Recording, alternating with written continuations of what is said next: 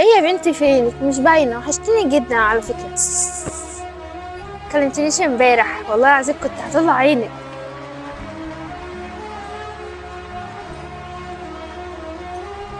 خلي بالك اختك هتهرب. ازاي يعني؟ وبعدين؟ نور، هو انت بتكلمي مين؟ دي واحده صاحبتي. صاحبتك؟ ايوه. طب ما تجيب اسلم عليها. لا مش هينفع عشان خطيبها جنبها يا فادي، نعملوا خطيبها؟ مشاكل. خلاص تمام يا نور، ماشي. ماشي المهم. بقول لك ايه، انا هوصل الحمام بسرعه واجي، مش هتاخر عليك. خلاص تمام ماشي. بقول لك ايه يا استاذ؟ هو اللي انت كاتبه على ظهرك دوت، انت عاوزه توصله لمين يعني، ولا عاوز تفهم مين؟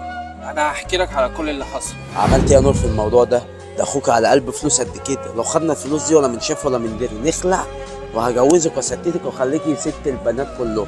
المشكله ان انا خايفه لاخويا ياخد باله، اصلا انا لو رجعت له تاني ده ممكن يموتني. لا، ما احنا هناخد الحاجه بقى ومش هنرجع بقى ولا من شاف ولا من دري. الواد ده اكيد بينصب عليها، ده لازم اوصل لاخو البت ديت واحذره.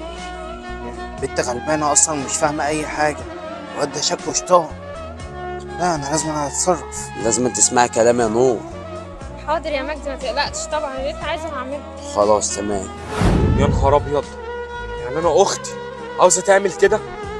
هو انت متاكد من الكلام دوت، ولا انت عاوز توقع بينا، ولا انت ايه نظامك بالظبط؟ انا جيت اعمل خير، مش عارف بقى الخير ده هيجي عليا بشر ولا ايه. والله هو مش شر ولا حاجه، بس انا عاوز افهم هي عملت كده ازاي. طيب اخويا تمام، اوصلك ولا انت محتاج حاجه؟ انا مش محتاج حاجه، المهم ان انت تركز وتعرف تعمل حاجه الصح. تمام، كتر خيرك، اتوكل انت على الله. يلا السلام عليكم. وعليكم السلام ورحمه الله وبركاته. بقى كده يا نور، انا هوريكي. حاضر يا مجدي، والله هعمل لك اللي انت عايزه، بس اهم حاجه ان انت توفي بوعدك معايا. انا لو رجعت لاخويا تاني زي ما قلت لك ممكن يموتني، وما تعرفش مجدي. ماشي. ازيك يا نور، عامله ايه؟ ازيك يا فادي؟ الله، قولي لي صحيح، هو مين اللي انت بتكلميه ده؟ دي واحده صاحبتي يا فادي. قصدك واحد صاحبك؟ واحد صاحبك ضحك عليكي بكلمتين، اللي انت تسرقي الفلوس بتاعتي وتروحي وتهربي معاه، ومعشمك اللي هو هيتجوزك، وبعد ما يتجوزك هيرميكي في الشارع، بس ياخد الفلوس وياخد كل حاجه. جربي كده اتصلي بيه وقولي له فادي اخويا عرف كل حاجه، وشوفي رد فعله هيكون ايه. لا طبعا يا فادي، بدل انت عرفت، والله مجدي حد كويس جدا وعمره ما هيعمل معايا كده.